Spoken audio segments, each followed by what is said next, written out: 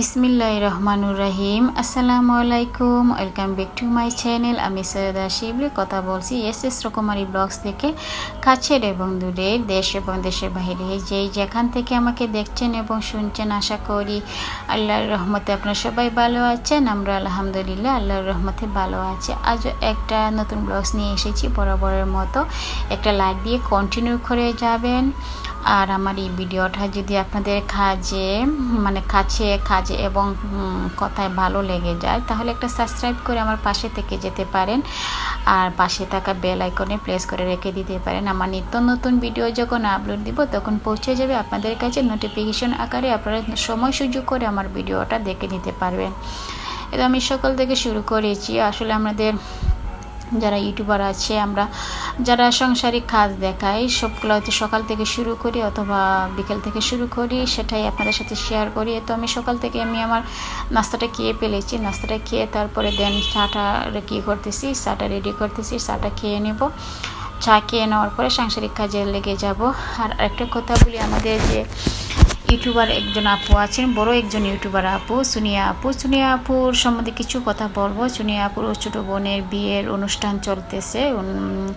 ওনার ছোটো বোনের যে গায়ে হলুদের জিনিসগুলো আছে, সেটা ওনার ছোটো বাইর বউ মিথিলাকে নিয়ে উনি দোকানে যাচ্ছেন, শপে যাচ্ছেন, কেক কিনতেছেন, দেন জিনিসপত্র কিনতেছেন। সেগুলো উনি ওনার ভিডিওতে উনি আপডেট দিতেছেন। সেগুলি আমরা দেখতেছি সবাই। আসলে ওনার সম্বন্ধে কী বলবো, উনি কিন্তু বড় একজন ইউটিউবার। ওনার যদি একটা ভিডিও আপলোড দেন, সাথে সাথে লাখো উপরে ভিউ এসে যায়, 1 মিলিয়ন পর্যন্ত এসে যায়।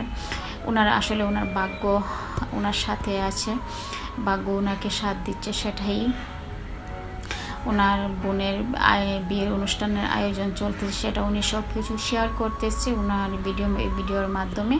এগুলো আমরা সবাই দেখতেছি, সেটাও আপনাদের সাথে আমরা একটু শেয়ার করার কোনো কিছুই না। এতে আমি চাটা নিয়ে আসলাম, একটু বসে রিল্যাক্সে বসে চাটা খাবো। আসলে রিল্যাক্সে বসে চাটা খেতে খুবই ভালো লাগে আমার কাছে। আমি মাঝে মাঝে অনেক সময় আমি কিন্তু আমার ব্লগে বলি যে আমার রিল্যাক্সে বসে চাটা খেতে খুবই পছন্দ, খুবই ভালো লাগে।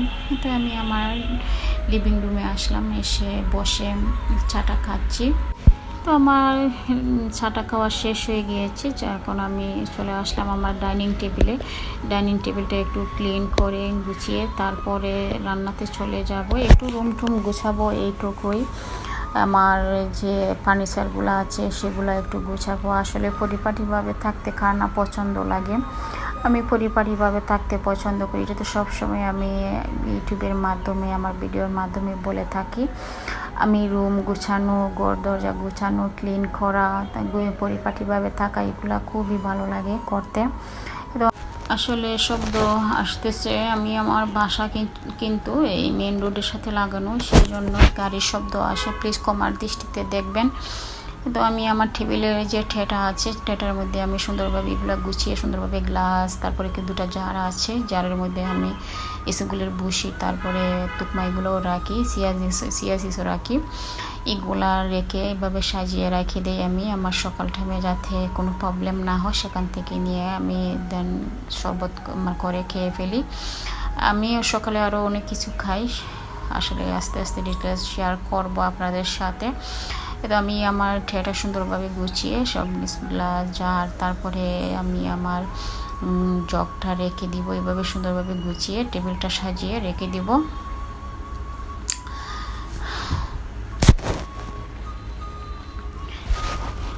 আমার এই টেবিলটা খুবই সুন্দর। আসলে এটার মধ্যে আমি আলাদা গ্লাসের যে এক সাইডে কী রেখেছিলাম, এই যে গ্লাস পেপার লাগিয়েছিলাম, গ্লাস পেপারগুলো নষ্ট হয়ে গিয়েছে, এগুলো তুলে নিব এক সময়, সেটাও শেয়ার করব। আর মধ্যখানে কিন্তু আমার টেবিলের মধ্যখানে কিন্তু ফুল দেওয়া আছে, দেখতে পারতেছেন। আসলে দেখতে খুবই ভালো লাগে। তো আমার ওভেনের উপরে একটু মোছামুছি করব। এগুলো আসলে মুছলে দেখতে দেখা যায় কোনো কিছু নাই, মুছার মধ্যে আসলে দেখা যায় যে ধুলাবালি পড়ে আছে। আর আসলে আমার এই বাসার মধ্যে তেমন বেশি এতটা ধুলাবালি পড়ে না, আবার পরেও না কিছুটা হইলেও পড়ে। এগুলোর মধ্যে কিন্তু বোঝা যায় না। তারপরে আমি এগুলা প্রতিনিয়তই ক্লিন করে রাখার চেষ্টা করি।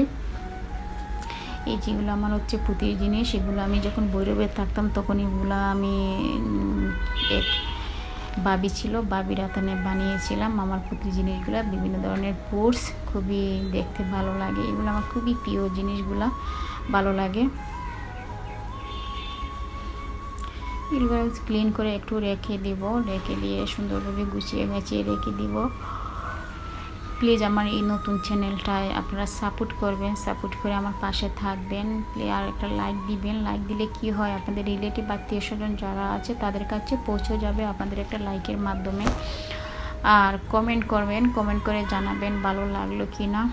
এত বারবার শব্দ আসতেছে, আসলে আমার বাসার সাথে হচ্ছে মেন রোড, এই গাড়ি আসা যাওয়া করে, প্রচুর গাড়ি আসা যাওয়া করে, সেটার শব্দ আসে, প্লিজ ক্ষমার দৃষ্টিতে দেখবেন।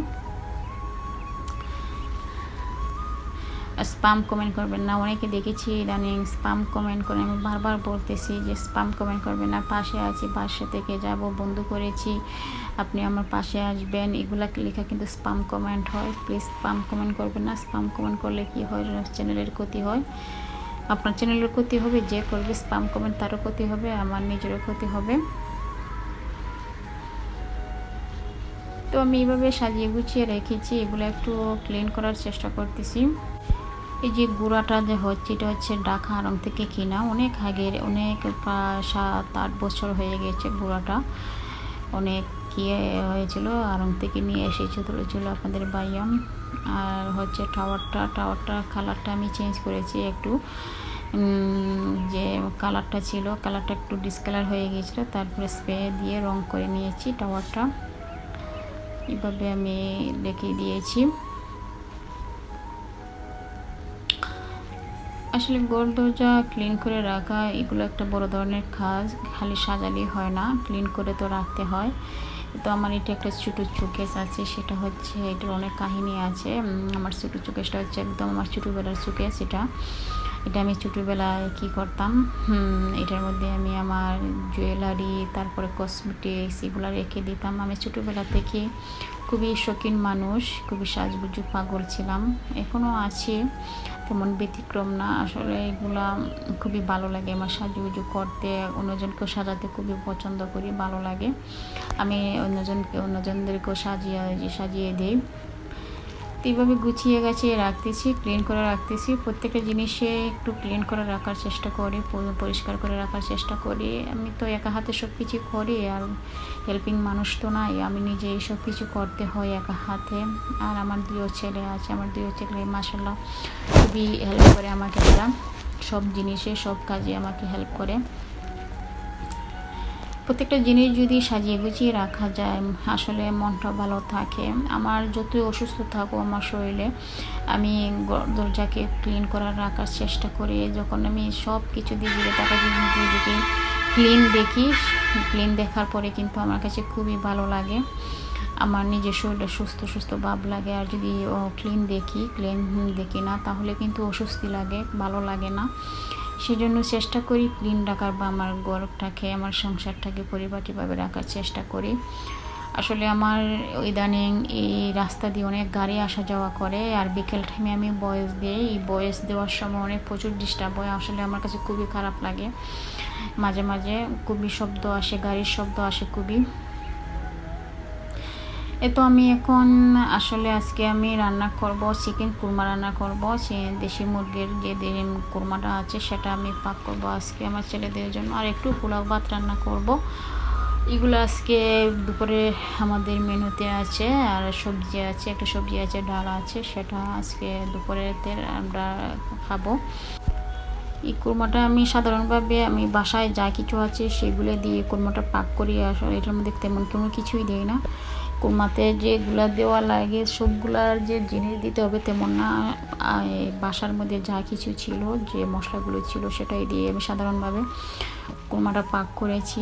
আসলে খাবার পরে তো বয়সটা দিচ্ছি, অসম্ভব মজা হয়েছিল কুরমা। আর আসলে আমার বাচ্চারা এমনিতেই কুরমা, রোস্ট, পোলাও এগুলো পছন্দ, আমার নিজেরও পছন্দ, এগুলা খুবই ভালো লাগে। তো আমি পেঁয়াজটাকে আগে একটু বেরেস্তা করে নিয়েছি, তা কিছুদিন উঠিয়ে নিয়েছি, মশলা দিয়েছি, গরম মশলা দিয়েছি, তারপরে এখন বাটা পেঁয়াজ দিয়েছি, তারপরে আমি রসুন দিব, আদা দিব, রসুন আদা, তারপরে হচ্ছে হালকা সামান্য মরিচ, ধনিয়া, হলুদ বাদে সব কিছুই দিব, জিরা দিব, গরম মশলা এগুলো দিব, দিয়ে দেন আমি রান্নাটা করব। আর শুধু একটা জিনিস অ্যাড করব, এক্সট্রা একটা জিনিস যেটা অ্যাড করব সেটা হচ্ছে দুধটা অ্যাড করব, আর কোনো কিছু নেই। দুধের জন্যই আসলে খেতে ভালো লাগে কুরমাটা। এভাবে রান্না করলে সাধারণভাবে আসলে সব কিছুই যে অসাধারণভাবে রান্না করতে হবে তেমন না, সাধারণভাবে রান্না করলে কিন্তু অনেক সময় অনেক ভালো লাগে, খেতে ভালো লাগে। তো মশলা কষিয়ে দেন আমি এখন চিকেনটা দিয়ে দিলাম। চিকেনটা দিয়ে তারপরে নেড়ে ছেড়ে একটু আসলে পরে কষা নিয়ে আসলে পরে মাংসটা কষানো হলে তারপরে আমি দুধ দিব, দুধ অ্যাড করব সেটার মধ্যে। এভাবে আমি কুরমাটা রান্না করে দেন ভালোই লাগে। এভাবে রান্না করে খেয়ে দেখবেন আপনারাও। সাধারণ কুরমা অসাধারণ লাগে খেতে, খুবই ভালো লাগে। আমি প্রথমে যে আমাদের ইউটিউবার সুনিয়া আপুর কথা বলেছিলাম, আসলে আপুর কত ভাগ্য ভালো দেখেন। উনি যে মনেই যে একটা ভিডিও ছাড়ুক, যে মনেই হোক ভিডিও ছাড়লে পরে কি হয়, মিলিয়ন ভিউ হয়ে যায়। দেখা যাচ্ছে যে 1 ঘন্টা দেখা যায় লাখের মতো ভিউ হয়ে যায়। ওনার ভিডিওর মধ্যে এমন কি আছে আমি জানি না, বুঝতে পারি না। আসলে মানুষ ওনাকে আকৃষ্ট করে কেন জানি না, কি এমন আছে বুঝতে পারতেছি না। আসলে ভাগ্য হচ্ছে সব কিছু। ভাগ্য মানুষকে যদি এভাবে ধরা দেয় তাহলে সেভাবেই হয়। দেখেন সাধারণভাবে উনি ভিডিও দেয়, আপলোড করে, দেখা যাচ্ছে যে উনি সংসারের কাজ যা কিছু আছে, মানে সংসারে যা কিছু হয় সব কিছু উনি ডিটেলস শেয়ার করে, আর কোনো কিছু শেয়ার করে না। তারপরও দেখা যাচ্ছে যে ওনার ভিডিওতে তো এত ভিউ আসে, অসম্ভবভাবে ভিউ আসে, কি বলবো আপনাদেরকে, সেটাই বলার ছিল। আমি ভাত রান্না করে ফেললাম। এদিকে দেখালাম যে আমার চিকেনটা রান্না হয়ে গেছে, ভাজি রান্না হয়ে গিয়েছে। এখন সার্ভিং ডিশে সার্ভ করতেছি। আজ এই পর্যন্তই। সবাই সুস্থ থাকবেন, ভালো থাকবেন, আমার জন্য দোয়া করবেন, আমার এই চ্যানেলটার পাশে থাকবেন। আল্লাহ হাফেজ, আসসালামু আলাইকুম।